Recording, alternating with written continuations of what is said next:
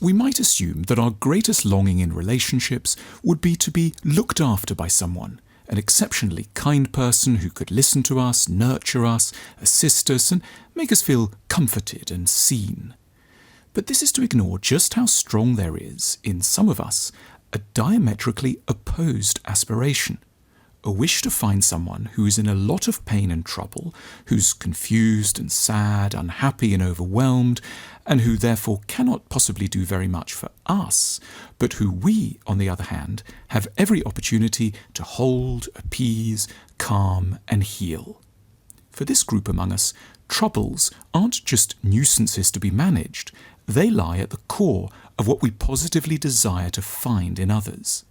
We feel our heart tighten when we learn that someone had a difficult childhood, or is isolated and adrift, or has been bullied at work, or made to feel worthless in a past relationship.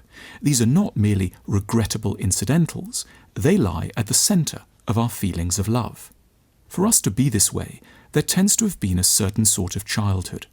Something has happened to us early on, which means that giving assistance has become decisively easier than receiving it.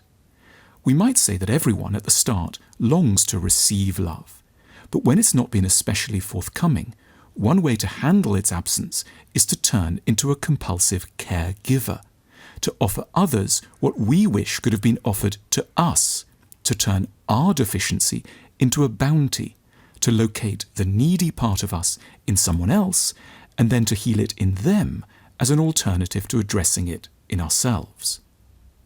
When we've had to forego our wish to be nurtured and understood, maybe because mum was elsewhere or dad low in spirits, we might have begun by looking after our teddy bear, then moved on to our friends, and eventually in adulthood discovered our greatest satisfaction in salving the woes of our lovers.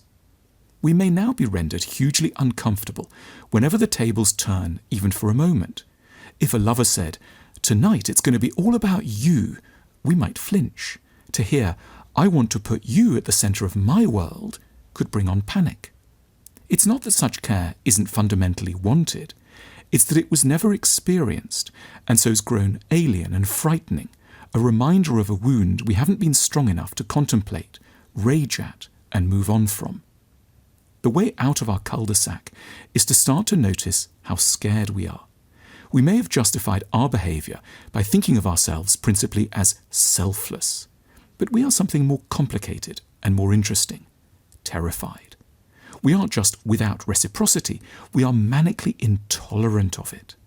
And yet, as we still stand to discover, sometimes the real generosity is to let a lover do to us what a parent did not at the start. It's to stop occupying the powerful position of the rescuer and learn, at points, to take the risk of being at another's mercy. It's to experience, as if for the first time, how much we need someone else. Real maturity may be as much about a capacity to receive as to give.